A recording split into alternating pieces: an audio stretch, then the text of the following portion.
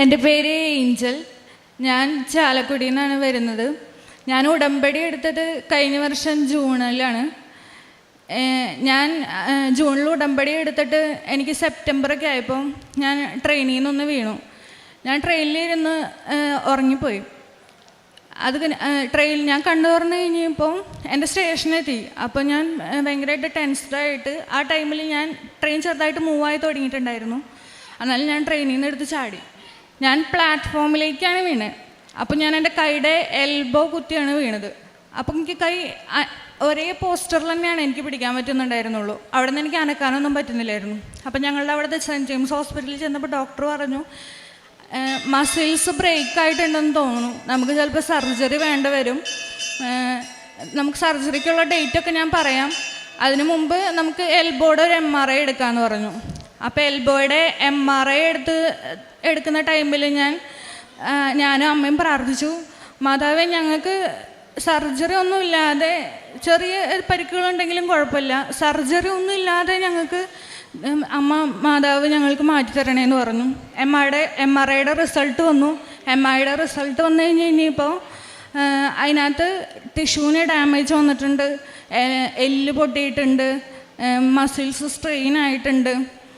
Doctor പറഞ്ഞു അവിടെ ഇനി ഡാമേജ് ആവാനായിട്ടൊന്നുമില്ല, തനിക്ക് ഭയങ്കര ലക്കുണ്ട്, മസിൽസ് ബ്രേക്ക് ആയിട്ടില്ല, സർജറി വേണ്ട, റെസ്റ്റ് എടുത്തു കഴിഞ്ഞാൽ കുറയുമെന്ന് പറഞ്ഞു. അങ്ങനെ ഞാനൊരു 1.5-2 മാസത്തോളം പ്ലാസ്റ്റർ ഇട്ട് ഞാൻ റെസ്റ്റ് എടുത്തിരുന്ന് പ്ലാസ്റ്റർ വെട്ടിയതിന് ശേഷം എനിക്ക് കൈ അനക്കുമ്പോൾ കൈ വേദനയായിരുന്നു എനിക്ക്. അപ്പോൾ ഞാൻ ഡോക്ടറോട് പറഞ്ഞു, ഡോക്ടർ എനിക്ക് ഇപ്പോഴും കൈ വേദനയാണ്, എനിക്ക് വേദന മാറിയിട്ടില്ല. അപ്പോൾ ഡോക്ടർ എന്നോട് പറഞ്ഞു, അപ്പോൾ താൻ എന്താ വിചാരിച്ചേ, ഇത്ര ഡാമേജ് ഉണ്ടായിട്ട് പെട്ടെന്ന് അനങ്ങാൻ പറ്റുമെന്ന് വിചാരിച്ചു, ഒരു 1 year എങ്കിലും എടുക്കും തൻ്റെ കൈക്ക് മുമ്പത്തെ പോലെ ബലം വരാനായിട്ട്. അപ്പോൾ 1 മാസം കഴിഞ്ഞിട്ട് എനിക്ക് CMAയുടെ ഇൻ്റർ എക്സാമാണ്. ഞാനപ്പോൾ എക്സാമിന് വേണ്ടി പ്രിപ്പയർ ചെയ്തുകൊണ്ടിരിക്കുകയായിരുന്നു. അപ്പോൾ ഞാൻ ഭയങ്കരമായിട്ട് ടെൻഷനായി. എനിക്ക് 1 മാസം കഴിഞ്ഞ് കഴിഞ്ഞാൽ എക്സാം എഴുതാൻ പറ്റില്ലല്ലോ എന്നുള്ളൊരു ടെൻഷനിൽ ഞാൻ ഭയങ്കരമായിട്ട് പ്രാർത്ഥിക്കാൻ തുടങ്ങി. അപ്പോൾ അമ്മ ഇങ്ങനെ ആയുർവേദശാലയിൽ നിന്ന് ഒരു കുഴമ്പെടുത്ത് ചൂടാക്കി എനിക്ക് ഒഴിഞ്ഞ് എല്ലാ ദിവസവും പരത്തി തരുമായിരുന്നു. അതിനകത്ത് അമ്മ ഇവിടുത്തെ തൈലം ഒഴിച്ചിട്ട് അമ്മ എനിക്ക് വിശ്വാസ പ്രമാണം ചൊല്ലി ഞാനും അമ്മയും കൂടി തൈലം പുരട്ടി എല്ലാ ദിവസവും പുരട്ടുമായിരുന്നു. അപ്പോൾ ഡോക്ടർ പറഞ്ഞത് 1 വർഷം എടുക്കും തൻ്റെ കൈക്ക് ആ ബലം തിരിച്ചു തൻ്റെ മുമ്പത്തെ പോലെ ബലം കിട്ടണമെന്നുണ്ടെങ്കിൽ ഇനി 1 വർഷമെങ്കിലും എടുക്കും എന്നാണ് ഡോക്ടർ എന്നോട് പറഞ്ഞത്. പക്ഷെ പരിശുദ്ധ അമ്മ എനിക്ക് 1 മാസത്തിനുള്ളിൽ എൻ്റെ എക്സാമിനുള്ളിൽ എനിക്ക് എൻ്റെ കൈക്ക് മുമ്പത്തേനേക്കാളും ബലത്തിൽ എനിക്ക് പൂർണ്ണമായ ആരോഗ്യത്തോട് കൂടിയിട്ട് അമ്മ എനിക്ക് സൗഖ്യം തന്നു. അതിനുശേഷം ഞാൻ ഉടമ്പടി പുതുക്കാനൊന്നും എനിക്ക് പറ്റിയില്ല. അതിനുശേഷം ഞാൻ ഇപ്പോൾ ഈ മെയിൽ 12-ാം തീയതി എനിക്ക് ഹിപ്പിന് ചെറിയൊരു പെയിൻ ഉണ്ടായിരുന്നു. അപ്പോൾ പെയിൻ എനിക്ക് ചെറുതായിട്ടേ ഉള്ളായിരുന്നു. അപ്പോൾ ഞാനത് വലിയ കാര്യമായിട്ട് എടുത്തില്ല, ഞാനതിങ്ങനെ മൈൻഡ് ചെയ്യാതെ നടന്നു. അപ്പം നടക്കുമ്പോഴാണ് എനിക്ക് പെയിൻ. അപ്പം ഞാൻ നടക്കുമ്പോൾ പെയിൻ വരുമ്പോൾ ഞാൻ കുറച്ച് നേരം ഇരിക്കും. അപ്പം എനിക്ക് പെയിൻ മാറും, പിന്നെ ഞാൻ നടക്കും, പിന്നെ പെയിൻ വരും, ഞാൻ ഇരിക്കും. അപ്പം ഞാൻ കാര്യമായിട്ടൊന്നും എടുത്തില്ല. അത് കഴിഞ്ഞ് കഴിഞ്ഞപ്പോൾ സൺഡേ എനിക്ക് നൈറ്റ് ഭയങ്കരമായിട്ട് പെയിൻ കൂടി വന്നു. കാലിലേക്ക് താഴേക്ക്, റൈറ്റ് ലെഗിൻ്റെ താഴേക്ക് പെയിൻ ഭയങ്കരമായിട്ട് കൂടിയിട്ട് മരയിപ്പൊക്കെ ആയി. അതിനുശേഷം എനിക്ക് ഞാൻ കാലനക്കുന്നുണ്ട്, മരയിക്കുന്നുണ്ടല്ലോ, അപ്പം ഞാൻ കാലിങ്ങനെ അനക്കുന്നുണ്ട്. അപ്പം എൻ്റെ ഉള്ളിൽ ഞാൻ എൻ്റെ എൻ്റെ കാലനങ്ങുന്നുണ്ട്. ചെറിയ പെയിനാണ്. അപ്പോൾ കാലനക്കുന്നതിൻ്റെ പെയിനാണ്. ഞാൻ ഹോളിലായിരുന്നു ഇരുന്നിരുന്നത്. അപ്പം ഞാൻ ഹോളിലേന്ന് എഴുന്നേറ്റ് ഞാൻ എൻ്റെ റൂമിലേക്ക് പോകാനായിട്ട് നോക്കിയപ്പോൾ എനിക്ക് നടക്കാൻ പറ്റുന്നില്ല, ഒട്ടും അനങ്ങാൻ പറ്റുന്നില്ല എനിക്ക്. ഞാനൊരു 1/2 മണിക്കൂർ എടുത്തിട്ടാണ് എൻ്റെ റൂമിൻ്റെ ഹോളിൽ നിന്ന് ഞാൻ എൻ്റെ റൂമിലേക്ക് നടന്നെത്തിയത്. അപ്പം ഞാൻ റൂമിൽ ചെന്നിട്ട് അപ്പോൾ ഞാൻ ഭയങ്കര ശക്തമായ വേദനയാണ് എനിക്ക്. ഞാൻ കരഞ്ഞുകൊണ്ടിരുന്നിട്ട് എനിക്ക് എൻ്റെ അമ്മേനെ വിളിക്കാൻ പോലും പറ്റുന്നില്ല. അപ്പോൾ അമ്മ ശബ്ദം കേട്ട് വരുമ്പോൾ ഞാൻ ഇരുന്ന് കരഞ്ഞുകൊണ്ടിരിക്കുക. അപ്പം അമ്മ എന്നോട് ചോദിച്ചു, എന്താ പറ്റിയ നീ എൻ്റെ കരയണേന്ന് ചോദിച്ചു. അപ്പം ഞാൻ പറഞ്ഞു, അമ്മ എനിക്ക് ഭയങ്കര വേദനയാണ്. അപ്പോൾ ഞാനിങ്ങനെ കുറച്ച് ദിവസമായി പറയുന്ന വേദനയുണ്ട്. അപ്പം അമ്മ അത് കാര്യമായിട്ട് എടുത്തില്ല.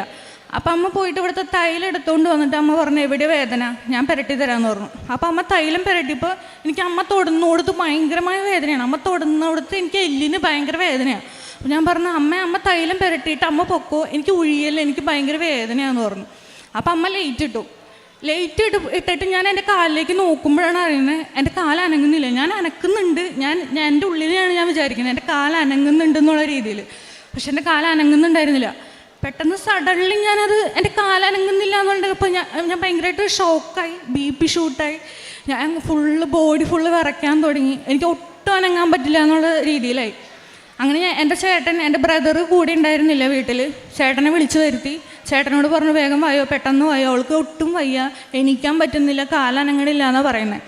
അപ്പോൾ ചേട്ടൻ ഒരു ഓട്ടോ വിളിച്ച് ഹോസ്പിറ്റലിൽ കൊണ്ടുപോകാന്നുള്ള രീതിയിൽ ചേട്ടൻ വന്നേക്കുവാണ്. അപ്പോൾ ഞാൻ ഓട്ടോ പോയിട്ട് എനിക്ക് ആ ബെഡിൽ നിന്ന് എണീക്കാൻ പോലും പറ്റില്ല. അങ്ങനെ ഞങ്ങൾ ആംബുലൻസ് വിളിച്ചു. വീട്ടിൽ നിന്ന് തന്നെ സ്ട്രെച്ചറിൽ ചാലക്കുടി താലൂക്ക് ആശുപത്രിയിൽ കൊണ്ടുപോയി. അവിടെ ചെന്നപ്പോൾ ഡോക്ടർ പറഞ്ഞു ഓരോ നിമിഷവും വിലപ്പെട്ടതാണ്, നമുക്ക് എന്താ പറ്റിയേക്കണമെന്ന് അറിയില്ല. വലത് കാലിന് ഒട്ടും ചലനമില്ല, സെൻസേഷൻ ഉണ്ട്, പക്ഷെ മൂവ്മെൻ്റ് ഒട്ടുമില്ല. ഡോക്ടർ കാലിൻ്റെ താഴെ എന്തോ വെച്ചിങ്ങനെ നന്നായിട്ട് പ്രസ് ചെയ്യുന്നത് എനിക്ക് അറിയാൻ പറ്റുന്നുണ്ട്. സെൻസേഷൻ ഉണ്ട്, പക്ഷേ അതിന് ഒരു മൂവ്മെൻറ്റും എനിക്ക് ഉണ്ടാവുന്നില്ല. ഡോക്ടർ പറഞ്ഞു എത്രയും പെട്ടെന്ന് മെഡിക്കൽ കോളേജിലേക്ക് എത്തിച്ചോ, എത്രയും പെട്ടെന്ന് എത്തിക്കാൻ പറ്റുമോ അത്രയും പെട്ടെന്ന് എത്തിച്ചോ എന്ന് പറഞ്ഞു. അങ്ങനെ ഞങ്ങൾ തൃശ്ശൂർ മെഡിക്കൽ കോളേജിൽ എത്തിച്ചു. അവിടെ ചെന്ന് കഴിയുമ്പോൾ അവർക്ക് വലിയ കാര്യമായിട്ടൊന്നും മൈൻഡില്ല. അവർ ഒരു സ്ട്രെച്ചറിൽ എന്നെ ഇങ്ങനെ കിടത്തേക്കുമായിരുന്നു. ഒരു 12 hours ഞാൻ അവിടെ ഒരു സ്ട്രെച്ചറിൽ ഒരു പെയിൻ കില്ലർ പോലും ഇല്ലാതെ വേദന സഹിച്ച് അനങ്ങാൻ പോലും പറ്റില്ലായിരുന്നു. അനങ്ങിക്കഴിഞ്ഞാൽ അവിടുത്തെ കാല് എല്ല് എനിക്ക് വേദനയായിരുന്നു. അങ്ങനെ ഒരു 12 hours ഞാൻ അവിടെ മെഡിക്കൽ കോളേജിൽ കിടന്നു. അതിനുശേഷം ഒരു 3:30-4 മണി ആയപ്പോഴാണ് അവർ പറയണേ എക്സ്റേയും CT സ്കാനിലൊന്നും കുഴപ്പമില്ല, അപ്പം നമുക്ക് MRI എടുത്ത് നോക്കാം. അതിന് മുമ്പ് നമുക്ക് 2 ദിവസം ഇവിടെ അഡ്മിറ്റായിട്ട് കിടന്നിട്ട് എങ്ങനെയുണ്ടെന്ന് നോക്കാം, എന്നിട്ട് നമുക്ക് ഫർദറായിട്ടുള്ള പ്രൊസീഡിങ്സ് എന്താണെന്ന് വെച്ച് ചെയ്യാമെന്ന് പറഞ്ഞു. അപ്പോൾ ഞങ്ങൾ പറഞ്ഞു ഓക്കെ ശരി. അപ്പോൾ അഡ്മിറ്റ് ആക്കിയിട്ട് ഞങ്ങൾ വാർഡിൽ പോയി നോക്കിയപ്പോൾ കിടക്കാൻ സ്ഥലമൊന്നുമില്ല. അപ്പോൾ അവർ പറഞ്ഞു താഴെ കിടക്കേണ്ടി വരും, എങ്ങനെയാ അഡ്മിറ്റായിട്ട് താഴെ കിടന്നോന്ന് പറഞ്ഞു. അപ്പോൾ സ്ട്രെച്ചറിൽ നിന്ന് എഴുന്നേക്കാൻ പറ്റാത്ത എന്നോടാണ് താഴെ കിടക്കാൻ പറയുന്നത്. അപ്പം എൻ്റെ ബ്രദർ പറഞ്ഞു വേണ്ട, നമുക്ക് ഡിസ്ചാർജ് വാങ്ങി വീട്ടിൽ പോകാം, ഞങ്ങൾ വീട്ടിൽ പോയി റെസ്റ്റ് എടുത്തിട്ട് വരാമെന്ന് പറഞ്ഞു. വീട്ടിൽ ചെന്നു. അന്ന് രാത്രി പെയിൻ കില്ലറിൻ്റെ സെഡേഷനിൽ ഞാൻ ഉറങ്ങി. എനിക്ക് നല്ല പെയിൻ ഉണ്ട്, സെഡേഷനിൽ ഞാൻ ഉറങ്ങി. ഉറക്കത്തിലും എനിക്ക് നല്ല പെയിൻ ഉണ്ട്. പിറ്റേ ദിവസം വൈകിട്ട് ഞാൻ പറഞ്ഞു എനിക്കപ്പോൾ എഴുന്നേറ്റ് ഇരിക്കാം, എൻ്റെ അരയ്ക്ക് മുകളിലേക്ക് എനിക്ക് കുഴപ്പമൊന്നുമില്ല. ഞാൻ പറഞ്ഞു ഹോസ്പിറ്റലിൽ പോവാം, ഇന്നലത്തെ പോലെ സ്ട്രെച്ചറിൽ ഹോസ്പിറ്റലിലേക്ക് പോകേണ്ട അവസ്ഥയിൽ വരണ്ട, നമുക്ക് ഹോസ്പിറ്റലിൽ പോകാമെന്ന് പറഞ്ഞു. അങ്ങനെ ഞങ്ങൾ അവിടെ നിന്ന് വെളുപ്പിനൊരു 2 മണിയൊക്കെ ആയി. അപ്പം ഞങ്ങൾ തൃശ്ശൂർ ജൂബിലി മിഷൻ ഹോസ്പിറ്റലിലേക്ക് ഞങ്ങൾ അവിടെ നിന്ന് പോയി. അവിടെ ചെന്നവർ ആദ്യം കാഷ്വാലിറ്റിയിൽ കേട്ടിട്ട് അവരെ ചോദിച്ചു എന്താ പറ്റിയെന്ന് ചോദിച്ചു. അപ്പോൾ ഞങ്ങൾ പറഞ്ഞു ഒരു കാലിങ്ങനെ അനങ്ങുന്നില്ല, ചെറിയൊരു പെയിൻ വന്നതാണ്, പിന്നെ അത് അങ്ങനെ കൂടി ഇറങ്ങി ഒട്ടും അനങ്ങാൻ പറ്റുന്നില്ല എനിക്കെന്ന് പറഞ്ഞു. അപ്പോൾ അവർക്കൊക്കെ ഭയങ്കര ടെൻസ്ഡായി. അപ്പോൾ അവർ വെച്ചു ഇപ്പോൾ തുടങ്ങിയുള്ളൂ, 2 days 3 days ആയിട്ടുള്ളൂ തുടങ്ങിയിട്ട്. അവർക്കൊക്കെ ഒരു എക്സൈറ്റഡ് ആയിട്ട് പോലെയായിരുന്നു. അപ്പോൾ ഒരു റെയർ കേസ് ആയതുകൊണ്ട് അവിടെ പഠിക്കുന്നവരും നഴ്സിങ്ങിന് പഠിക്കുന്നവരും അവിടെ ഹൗസ് സർജൻസ് ചെയ്യുന്ന ഡോക്ടേഴ്സും മാറി വന്ന് തന്നെ എൻ്റെ അടുത്ത് ഇങ്ങനെ ഡീറ്റെയിൽസ് ചോദിച്ച് അവർ കാലൊക്കെ പൊക്കി. അപ്പോൾ അവർ കാലൊക്കെ പൊക്കുമ്പോൾ ഞാൻ അവിടെ കിടന്ന് വേദന കൊണ്ട് കരഞ്ഞ് ഇരിക്കുകയാണ്. അപ്പം ഞാൻ പറഞ്ഞു, ഞാൻ അവിടെ കിടന്നിട്ട് പറഞ്ഞു അമ്മ മാതാവേ എനിക്കറിയില്ല, ഞാൻ ചെയ്ത കാര്യങ്ങളിലൊക്കെ എന്തെങ്കിലും തെറ്റുണ്ടോയെന്ന് എനിക്കറിയില്ല, പക്ഷേ എനിക്ക് ഇനി വേദന സഹിക്കാൻ വയ്യ, ഞാൻ എൻ്റെ സഹിക്കാവുന്ന എൻ്റെ അങ്ങേയറ്റം വേദന സഹിച്ചു. ഞാൻ ചെയ്ത ഉടമ്പടിയിൽ എന്തെങ്കിലും തെറ്റുണ്ടെന്നുണ്ടെങ്കിൽ ഞാനത് തിരുത്തി ഞാൻ ഉടമ്പടി പുതുക്കി ഞാൻ നിങ്ങൾക്ക് വേണ്ടിയിട്ട് സാക്ഷ്യം പറയാം, അവിടെ ആൾത്താരയിൽ വന്നിട്ട് ഞാൻ സാക്ഷ്യം പറയാമെന്ന് പറഞ്ഞു. അങ്ങനെ അവിടുത്തെ ന്യൂറോ ഡോക്ടർ വന്നിട്ട് പറഞ്ഞു നാളെ സർജൻ വരും, സർജറി വാർഡിലേക്ക് മാറ്റിക്കോ, ഡോക്ടർ വന്ന് നോക്കിയിട്ട് എന്താണെന്ന് വെച്ചാൽ ഫർദർ നമുക്ക് കാര്യങ്ങൾ ചെയ്യാമെന്ന് പറഞ്ഞു. അപ്പോൾ അവർ പറഞ്ഞു ഇത്രയും പെയിനുള്ളതല്ലേ, അപ്പോൾ 5ാമത്തെ നിലയിലാണ് വാർഡുള്ളത്, അപ്പോൾ അങ്ങോട്ട് പോകുന്നതിന് മുമ്പ് നമുക്ക് MRI എടുത്തിട്ട് പോകാം, ഞങ്ങൾ സീനിയർ ഡോക്ടേഴ്സിൻ്റെ അടുത്ത് ഒന്ന് ചോദിച്ചു നോക്കട്ടെ എന്ന് പറഞ്ഞു. അപ്പോൾ സീനിയറുടെ അടുത്ത് വിളിച്ചിട്ട് അവർ പറഞ്ഞു ഇങ്ങനെ ഒരു കേസ് വന്നിട്ടുണ്ട്. അപ്പോൾ ഡോക്ടർ പറഞ്ഞു ഞാൻ നാളെ രാവിലെ വന്നിട്ട് നോക്കിയിട്ട് MRI എടുത്താൽ മതി എന്ന് പറഞ്ഞു. പിറ്റേ ദിവസം ഡോക്ടർ വന്നിട്ട് ആൾ റൗണ്ട്സിന് വന്നപ്പോൾ എന്നെ വന്നിട്ട് നോക്കിയിട്ട് പറഞ്ഞു ഇപ്പം തന്നെ MRI എടുത്തു, എന്നിട്ട് നമുക്ക് സർജറിക്കുള്ള പ്രൊസീഡിങ്സ് നോക്കാമെന്ന് പറഞ്ഞു. അത്രയും പോലും അനങ്ങുന്നില്ല, ആളെത്രയും ഒട്ടും എക്സ്പെക്റ്റ് ചെയ്തിട്ടല്ലായിരുന്നു വന്നിരുന്നത്. എന്നിട്ട് ഡോക്ടർ അപ്പം ഞങ്ങൾ പ്രാർത്ഥിച്ചു. ഞങ്ങളിവിടെ കൊണ്ടിരുന്ന ബീന ചേച്ചിനൊക്കെ വിളിച്ച് ഞങ്ങൾ പ്രാർത്ഥിച്ചു. അതിന് മുമ്പ് ഇവിടെ വണക്കമാസം ഞങ്ങൾ പറഞ്ഞ് ഏൽപ്പിച്ചു. ബുധനാഴ്ച ഇവിടെ വണക്കം വിളിച്ച് പറഞ്ഞു. എന്നിട്ട് ഞങ്ങൾ പറഞ്ഞു MRIയിൽ കുഴപ്പമൊന്നും ഉണ്ടാവരുത്, എനിക്ക് നടന്നാൽ മതി എന്ന് പറഞ്ഞു. അപ്പോൾ MRI ജൂബിലി മിഷൻ ഹോസ്പിറ്റൽ വലിയ ഹോസ്പിറ്റലാണ്. അപ്പം ഞാൻ ഗേറ്റ് 2-ലാണ് കിടക്കുന്നത്, ഈ MRI റൂം ഗേറ്റ് 8-ലാണ്. അപ്പം എന്നെ ഈ 2ാമത്തെ ഗേറ്റിൽ നിന്ന് 8ാമത്തെ ഗേറ്റിലേക്ക് ആംബുലൻസിലാണ് കൊണ്ടുവന്നത്. അപ്പോൾ ഈ എന്നെ പുതപ്പിൽ പൊക്കിയിട്ട് സ്ട്രെച്ചറിലേക്ക് ആക്കും, അവിടെ നിന്ന് ആംബുലൻസിൽ അതേ പുതപ്പിൽ നിന്ന് എടുത്ത് മാറ്റും, അതുപോലെ തന്നെ MRIയുടെ മെഷീനിൻ്റെ ഉള്ളിലേക്ക് കയറ്റും. അപ്പോൾ MRIൻ്റെ മെഷീൻ്റെ ഉള്ളിൽ കിടന്നിട്ട് ഞാൻ വിചാരിച്ചു ഇനി ഞാൻ ഇവിടെ നിന്ന് പോകുന്നു, ഒന്നില്ലെങ്കിൽ വീൽ ചെയറിലായിരിക്കും, അല്ലെങ്കിൽ സ്ട്രെച്ചറിൽ എന്നെ ഇവിടെ നിന്ന് കൊണ്ടുപോയിട്ട് എൻ്റെ വീട്ടിൽ കിടത്തും. എൻ്റെ കാലിന് എനിക്ക് അനക്കാൻ പറ്റുമെന്ന് എനിക്ക് തോന്നുന്നില്ല എന്ന് ഞാൻ അങ്ങനെ പ്രാർത്ഥിച്ചു. അപ്പോൾ എൻ്റെ അമ്മ എൻ്റെ കൂടെ MRI റൂമിലുണ്ട്. അമ്മ കാശുരൂപം കയ്യിൽ വെച്ചിരുന്ന് പ്രാർത്ഥിക്കുന്നുണ്ട്. ഞാനും MRIയുടെ മെഷീൻ്റെ ഉള്ളിൽ കിടന്നിട്ട് വിശ്വാസ പ്രമാണം ചൊല്ലുന്നുണ്ട്. അപ്പോൾ MRIയുടെ റിസൾട്ട് വന്നു. അതിനകത്ത് ചെറിയൊരു ഡിസ്കിന് ബൾജേ ഉള്ളൂ. പക്ഷേ അതുകൊണ്ട് ചെറുതായിട്ടേ ബൾജുള്ളൂ. അതുകൊണ്ട് ഇത്രയും കാലിനിങ്ങനെ വരേണ്ട കാര്യമില്ല, നമുക്ക് വേറെ എന്തെങ്കിലും കൂടെ നോക്കാം, അങ്ങനെയുള്ള രീതിയിൽ ഡോക്ടേഴ്സ് പറഞ്ഞു. അന്ന് രാത്രി അമ്മ എല്ലാ ദിവസവും ഇവിടുത്തെ ആരാധന വെച്ച് കാണുമായിരുന്നു. ആരാധന വെച്ച് കണ്ടിട്ട് അമ്മ ഈ ആരാധന എൻ്റെ കാലിൽ വെച്ച് പ്രാർത്ഥിക്കും.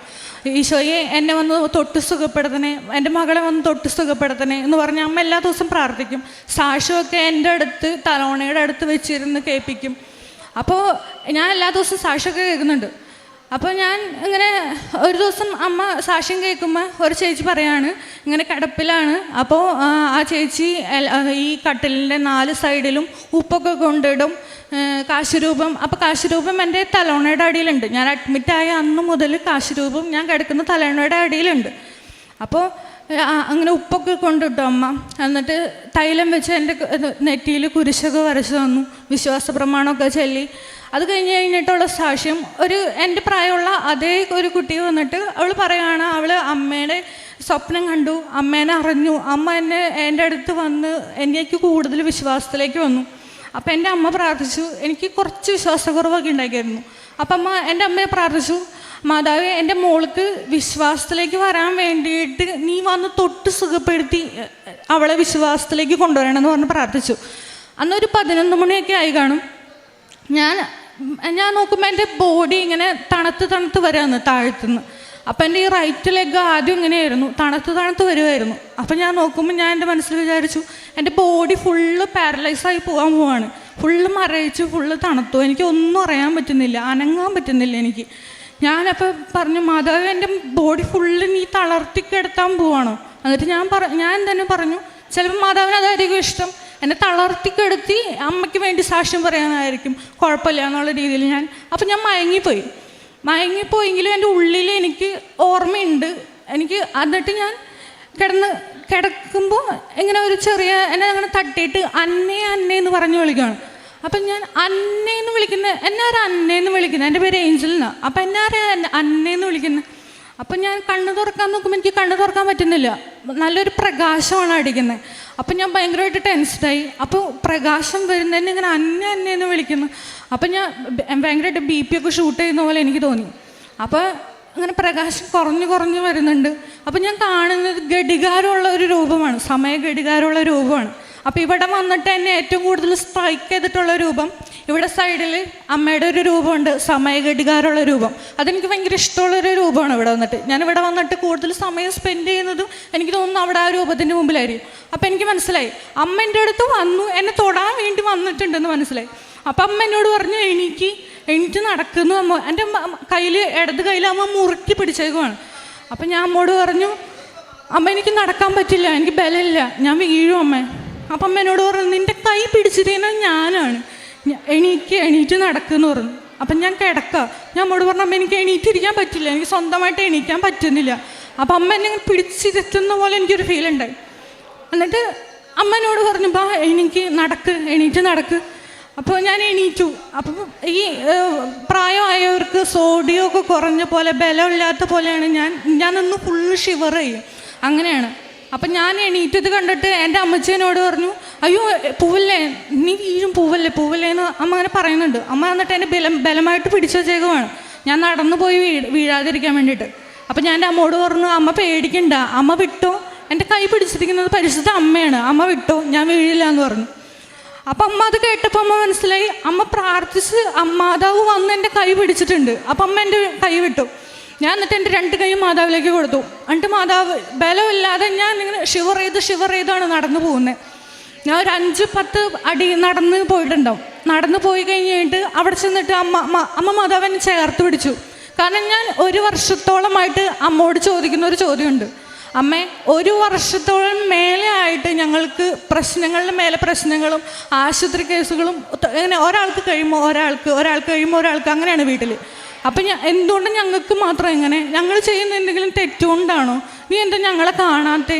ഞങ്ങൾ ഇത്രയൊക്കെ പ്രാർത്ഥിച്ചിട്ട് നീ എന്താ ഞങ്ങളുടെ വിളി കേൾക്കാത്തെ എന്നൊക്കെ ചോദിക്കുന്നുണ്ട്. അപ്പം അമ്മ എന്നെ ഇങ്ങനെ ചേർത്ത് പിടിച്ചിട്ട് എന്നോട് പറയുന്നത്, സങ്കടപ്പെടണ്ട, ഞാൻ നിൻ്റെ കൂടെ മുറുകെ കൈ പിടിച്ചിട്ടുണ്ട്. ഈ പ്രതിസന്ധി ഘട്ടവും നിൻ്റെ അടുത്ത് നിന്ന് കടന്നു പോവും. എൻ്റെ കൈ മുറുകെ പിടിച്ചിട്ട് അമ്മയുടെയും ചേട്ടൻ്റെയും കൂടെ വിശ്വാസത്തിൽ ജീവിച്ചാൽ മതിയെന്നും അമ്മ എന്നോട് പറഞ്ഞു. അതിനുശേഷം എനിക്ക് ബോഡി ഫുള്ള് തളരുന്ന ഫീലായിരുന്നു. അപ്പോൾ എന്നെ 2 പേര് ചേർന്ന് പിടിക്കുന്ന പോലെ എനിക്ക് തോന്നിയത്. പക്ഷേ ആ റൂമിൽ എൻ്റെ അമ്മ മാത്രമേ ഉള്ളൂ. എന്നെ പിടിച്ചത് പരിശുദ്ധ അമ്മ തന്നെയാണ്.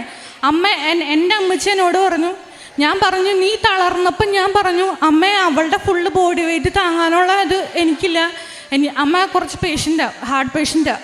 അപ്പോൾ അമ്മയ്ക്ക് താങ്ങാനായിട്ട് പറ്റില്ല. എന്നെ അമ്മ തന്നെ വരണം. അപ്പോൾ എൻ്റെ അമ്മയാണ്, പരിശുദ്ധ അമ്മയും എൻ്റെ പെറ്റമ്മയും കൂടി താങ്ങിയിട്ടാണ് എൻ്റെ ബെഡിലേക്ക് കൊണ്ടിരുത്തുന്നത്. ബെഡിൽ കൊണ്ടിരുത്തിയിട്ട് ഞാൻ പൊട്ടി കരയുവാണ്. കാരണം എന്താണെന്ന് വെച്ച് കഴിഞ്ഞാൽ കടുകുമണിയോളം വിശ്വാസമുള്ള എന്നെ തൊടാൻ വേണ്ടിയിട്ടാണ് പരിശുദ്ധ അമ്മ ഇറങ്ങി വന്നേക്കുന്നത്. എന്നിട്ട് ആ അമ്മോട് ഒരു നന്ദി പറയാൻ പോലും എനിക്ക് പറ്റിയിട്ടില്ല.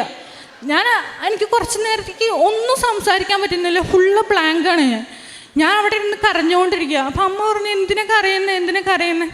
അപ്പം ഞാൻ എൻ്റെ കൈയൊക്കെ ഇങ്ങനെ വെറുതെ വെക്കാൻ പറ്റില്ല, ഇങ്ങനെ ഷിവർ ചെയ്തുകൊണ്ടിരിക്കും. ഞാൻ അമ്മേനെ കാണിച്ചിട്ട്, അമ്മ എൻ്റെ കൈ ഷിവർ ചെയ്യുന്നില്ല, എനിക്ക് എൻ്റെ കാലനക്കാം, എനിക്ക് നടക്കാം, പരിശുദ്ധ അമ്മ വന്ന് എന്നെ തൊട്ടിട്ടുണ്ട് അമ്മേ അങ്ങനെ പറഞ്ഞു. എന്നിട്ട് ഞാൻ കൈ മണത്ത് നോക്കിയപ്പോൾ ഞാൻ അങ്ങനെ കൈ മണത്ത് നോക്കുക. അപ്പം റോസാപ്പൂവിൻ്റെ മണമാണ്. അപ്പം ഞാൻ എൻ്റെ അമ്മേനെ മണപ്പിച്ചിട്ട് ചോദിച്ചു, അമ്മയ്ക്ക് വല്ല മണം ഫീൽ ചെയ്യുന്നുണ്ടോ? അമ്മ പറഞ്ഞു, ഇല്ല, എനിക്കങ്ങനെ തോന്നില്ല. അപ്പം ഞാൻ അമ്മോട് പറഞ്ഞു, അമ്മ പരിശുദ്ധ അമ്മ പിടിച്ച സ്ഥലങ്ങളിലൊക്കെ എനിക്ക് റോസാപ്പൂവിൻ്റെ മണമാണ് എനിക്ക് ഫീൽ ചെയ്യുന്നത്. അങ്ങനെ ഞാൻ അമ്മോട് പറഞ്ഞു. അന്ന് ഞങ്ങളെല്ലാവരും വിളിച്ച് പറഞ്ഞു. അന്ന് രാത്രിയാണ്, ഒരു 12 മണി 1 മണിയൊക്കെ ആയി കാണും വെളുപ്പിന്. അപ്പം ഞങ്ങൾ അന്ന് തന്നെ എല്ലാവരും വിളിച്ചു പറഞ്ഞു, പരിശുദ്ധ അമ്മ വന്നു. അങ്കിള് UK അങ്കിളിനെ വിളിച്ച് പറഞ്ഞു. അങ്കിളിനെ വിളിച്ചിട്ട് പറഞ്ഞു, അങ്കിൾ ഞാൻ എണീറ്റു, പരിശുദ്ധ അമ്മ വന്നു എന്നെ തൊട്ടു. അങ്കിളിന് ഒരു മോളുണ്ട്, 10 വയസ്സ് അവൾക്ക്. അപ്പോൾ അവൾ എന്നോട് ചോദിച്ച്, ചേച്ചി മാതാവ് എങ്ങനെയാണ് ഇരിക്കുന്നത്? സുന്ദരിയാണോ കാണാൻ? എങ്ങനെ സൗണ്ടൊക്കെ എങ്ങനെയാണ്? എനിക്ക് ഇനി വരാണെങ്കിൽ എനിക്കും കൂടി കാണാൻ വരാൻ വേണ്ടിയിട്ട് എന്നോടൊന്ന് പറയുമെന്ന് പറഞ്ഞു. പിറ്റേ ദിവസം രാത്രി ഞാൻ കിടന്ന് ഉറങ്ങുന്ന ടൈമിൽ ആരോ എൻ്റെ അടുത്ത് സാക്ഷ്യം കേൾക്കുന്ന പോലെ എനിക്ക് തോന്നുകയാണ്. അപ്പോൾ എൻ്റെ അമ്മ കിടന്നുറങ്ങുമ്പോൾ എൻ്റെ അമ്മേനോട് പറഞ്ഞു, ഞാൻ ഉറങ്ങാൻ പോവാ, ഇത്രയും ദിവസം സമാധാനമായിട്ട് ഉറങ്ങിയിട്ടില്ല, ഇന്ന് ഞാൻ സമാധാനമായിട്ട് കിടന്നുറങ്ങാൻ പോവാന്ന് പറഞ്ഞിട്ടാണ് അമ്മ കിടക്കുന്നത്. അപ്പം ഞാൻ ഉറക്കത്തിലിങ്ങനെ സാക്ഷ്യം കേൾക്കുവാണ്. അപ്പോൾ ഞാൻ വിചാരിച്ചു, അമ്മ ഉറങ്ങിയില്ലേ ഇതുവരെ ആയിട്ടെന്ന് ചോദിച്ചാൽ ഞാൻ കണ്ണുറന്ന് നോക്കുമ്പോൾ അമ്മ കിടന്നുറങ്ങുവാണ്. അപ്പോൾ എനിക്ക് തോന്നിയതായിരിക്കും വിചാരിച്ച് ഞാൻ കിടന്നുറങ്ങി. അപ്പോൾ എനിക്ക് എൻ്റെ ചുവട്ടിലിരുന്ന് ആരോ പറയുന്നുണ്ട്, ഇന്നത്തെ യുവതലമുറയിലെ മക്കൾക്ക് സാക്ഷിയാവാൻ വേണ്ടിയിട്ട്, അമ്മയിൽ വിശ്വാസമില്ലാത്ത മക്കൾക്ക് അമ്മയിലേക്ക് തിരിച്ചു വരാൻ വേണ്ടിയിട്ട്, ഇവിടെ വന്ന് പ്രാർത്ഥിച്ചു പോയിട്ട് വിശ്വാസം നഷ്ടപ്പെട്ടിട്ട് പിന്നെ ഇങ്ങോട്ട് തിരിച്ചു വരാത്ത മക്കൾക്ക് വേണ്ടിയിട്ട് തിരിച്ചു വരാൻ വേണ്ടിയിട്ട് എന്നറിയുന്നവർക്ക്, അല്ലെങ്കിൽ എനിക്കറിയുന്ന 5-10 പേർക്ക് മാതാവിനെ അറിയാൻ വേണ്ടിയിട്ട്, അമ്മ പ്രത്യക്ഷീകരണത്തിൻ്റെ സാക്ഷിയാക്കാൻ വേണ്ടിയിട്ട് എനിക്ക് തന്ന വേദനയുള്ള ഒരു പ്രേക്ഷിത വേലയാണെന്ന് എന്നോട് ആരോ ഇങ്ങനെ ഇരുന്ന് പറഞ്ഞുകൊണ്ടിരിക്കുവാണ്. അപ്പം ഞാൻ എൻ്റെ അമ്മോട് പറഞ്ഞു, അമ്മേ മാതാവ് ഇങ്ങനെ ഇരുന്ന് എനിക്ക് പറഞ്ഞിട്ടുണ്ട്, എനിക്ക് ഇവിടെ നിന്ന് ഡിസ്ചാർജ് ആയിട്ട് വേഗം കൃപാസനത്തിൽ പോയിട്ട് സാക്ഷ്യം പറയണം.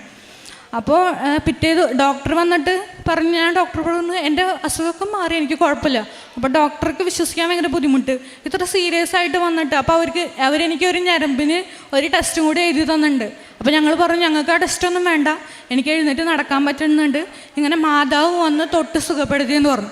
അപ്പോൾ അവിടുത്തെ നഴ്സുമാരൊക്കെ പറഞ്ഞു. അപ്പോൾ അവർക്കൊക്കെ ഭയങ്കര വിശ്വാസമായി. അപ്പോൾ അവരൊക്കെ ഭയങ്കര സങ്കടത്തിലായിരുന്നു, ഇത്ര പ്രായമുള്ളൂ എന്നിട്ട് ഇത്ര ഇങ്ങനെ പാരലൈസ് ആയ പോലെ കിടക്കുകയാണ് എന്നുള്ള രീതിയിൽ അവരൊക്കെ ഭയങ്കര സങ്കടത്തിലായിരുന്നു.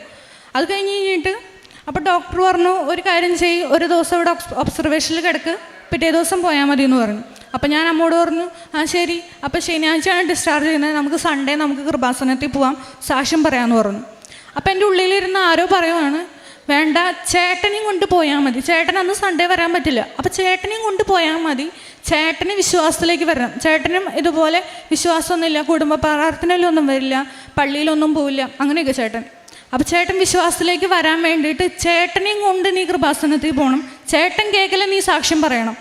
അപ്പം ഞാൻ പറഞ്ഞു, അമ്മ നമുക്കിപ്പോൾ പോണ്ട, ചേട്ടൻ വരുമ്പോൾ പോയാൽ മതി, നമുക്ക് ചേട്ടൻ എന്നാണ് വരാൻ പറ്റുന്നത് അന്ന് പോയാൽ മതി. അപ്പോൾ ചേട്ടൻ പറഞ്ഞിരിക്കുന്നത്, എനിക്ക് ഈ അടുത്തൊന്നും ലീവ് ഉണ്ടാവില്ല, എനിക്ക് ഈ സൺഡേയും പോകേണ്ടി വരും, അപ്പോൾ നിങ്ങൾ ബസ്സിന് പോയി പോരേന്നാണ് ചേട്ടൻ പറഞ്ഞിരുന്നത്. മാതാവ് അതിന് അവസരം തന്നു. ഇന്നത് ഞാനിവിടെ എൻ്റെ 2 കാലിൽ വന്ന് നിന്നിട്ടാണ് സാക്ഷ്യം പറയുന്നത്. ഈ അൾത്താരയിൽ വന്നിട്ട് നിന്ന് സാക്ഷ്യം പറയാൻ തന്ന മാതാവിന് ഒരുപാട് നന്ദി. ഞാൻ എൻ്റെ പ്രേക്ഷിത വേലയായിട്ട് ചെയ്തുകൊണ്ടിരുന്നത് പൊതിച്ചോറ് കൊടുക്കലായിരുന്നു. പൊതിച്ചോറ് എൻ്റെ വീട്ടിൽ കുറച്ച് 2-3 പൊതിച്ചോറുണ്ടാക്കും. പിന്നെ ഞങ്ങളുടെ അയൽവക്കത്തൊക്കെ പറഞ്ഞ് കുറച്ച് പൊതിച്ചോറൊക്കെ കളക്ട് ചെയ്യും. എന്നിട്ട് ഞങ്ങളുടെ ചാലക്കുടിയിൽ തന്നെ അങ്ങനെ ഭിക്ഷാടനം നടത്തുന്നവർ അല്ലെങ്കിൽ അങ്ങനെ വഴിയരികിലുള്ളവർ അവർക്കൊക്കെ കൊണ്ട് ഭക്ഷണം കൊടുക്കും. ഞങ്ങൾ അങ്ങനെയായിരുന്നു പ്രേക്ഷിത വേല ചെയ്തുകൊണ്ടിരുന്നത്. പത്രമൊക്കെ കൊടുത്തുകൊണ്ടിരുന്നത് അവിടെ ചാലക്കുടി ഗവൺമെൻറ് ഹോസ്പിറ്റലിൽ അവിടുത്തെ രോഗികളുടെ അടുത്തൊക്കെ പോയി ഞങ്ങൾ സംസാരിച്ച് അവരുടെ വിഷമങ്ങളൊക്കെ അറിഞ്ഞ് പിന്നെ ഞങ്ങൾ അവർക്ക് പത്രമൊക്കെ കൊടുക്കും. അവരെ കാണാൻ വരുന്നവർക്കൊക്കെ പത്രമൊക്കെ കൊടുക്കും. ഇത്രയും വലിയ അനുഗ്രഹങ്ങൾ തന്ന് എന്നെ അനുഗ്രഹിച്ച പരിശുദ്ധ അമ്മയ്ക്കും തിരുക്കുമാരനും ഒരുപാട് നന്ദി. പുറപ്പാടിൻ്റെ പുസ്തകം 33:19 തിരുവചനങ്ങൾ അരുളി ചെയ്യുന്നു, എനിക്ക് ഇഷ്ടമുള്ളവനിൽ ഞാൻ പ്രസാദിക്കും, എനിക്കിഷ്ടമുള്ളവനോട് ഞാൻ കരുണ കാണിക്കും. അനുഭവ സാക്ഷ്യത്തിലൂടെ ഏഞ്ചൽ മരിയ എങ്ങനെയാണ് ഇന്ന് സൗഖ്യപ്പെട്ട് തൻ്റെ ശരീരം എങ്ങനെ തളർന്ന ഒരവസ്ഥയിലേക്ക് പോയി എന്നും പിന്നീട് എങ്ങനെയാണ് ഈ മകൾ ഇന്ന് ഇവിടെ വന്ന് നിന്ന് സാക്ഷ്യം പറയുന്നത് എന്നുള്ളതൊക്കെ നാം മനസ്സിലാക്കി കഴിഞ്ഞ കാര്യങ്ങളാണ്. 2004 ഡിസംബർ 7 പരിശുദ്ധ അമ്മ ജീവനോടെ ബഹുമാനപ്പെട്ട VP ജോസഫ് അച്ഛന് പ്രത്യക്ഷപ്പെട്ടു. സമയ ഘടികാരവും നെഞ്ചിൽ ചാർത്തിയാണ് അമ്മ വന്നത്. ദുരന്തമുണ്ടാകാൻ പോകുന്നു എന്ന് അമ്മ അച്ഛനോട് പറഞ്ഞു. ഇന്ന് കുടുംബങ്ങളിലേക്ക് അമ്മ ഇറങ്ങുകയാണ്. അമ്മ ഈ മകൾക്ക് എങ്ങനെ സൗഖ്യം കൊടുത്തു, ഈ മകളെ കൈപിടിച്ച് നടത്തി എന്നാണ് നാം കേട്ടത്. അങ്ങനെ അമ്മയുടെ സാന്നിധ്യവും അമ്മയുടെ സുഗന്ധ അഭിഷേകവും ഒക്കെ തൻ്റെ ജീവിതത്തിലുണ്ടായി. താൻ ഇന്ന് ജീവിക്കുന്ന ഒരു സാക്ഷിയാണ്. അമ്മ തന്നെ തന്നോട് പറഞ്ഞു എങ്ങനെയാണ് സാക്ഷ്യം പറയേണ്ടതെന്ന്. അങ്ങനെ ഇന്ന് ഈ മകൾ ഇവിടെ സാക്ഷ്യപ്പെടുത്തുമ്പോൾ ജീവിതത്തിൽ നമുക്കൊന്നും അസാധ്യമല്ല, അമ്മ നമ്മുടെ കൂടെ ഉണ്ടെങ്കിൽ എന്നുള്ളത് നമുക്ക് മറന്നു പോകാതിരിക്കാം. കരങ്ങളടിച്ച് നമുക്ക് ഈശോയ്ക്കും അമ്മയ്ക്കും നന്ദി പറയാം. യേശുവേ നന്ദി, യേശുവേ സ്തുതി, യേശുവേ ആരാധന. അത്യപൂർവ ദൈവാനുഭവങ്ങൾ ഇനി നിങ്ങൾക്കും സ്വന്തം. ഈ യൂട്യൂബ് ചാനൽ ഇതുവരെ സബ്സ്ക്രൈബ് ചെയ്തിട്ടില്ലെങ്കിൽ ഇപ്പോൾ തന്നെ സബ്സ്ക്രൈബ് ചെയ്യുക. ഈ വീഡിയോ ഇപ്പോൾ തന്നെ നിങ്ങളുടെ സുഹൃത്തുക്കൾക്ക് ഷെയർ ചെയ്തുകൊണ്ട് കർത്താവിൻ്റെ പ്രേക്ഷിതരാകുക.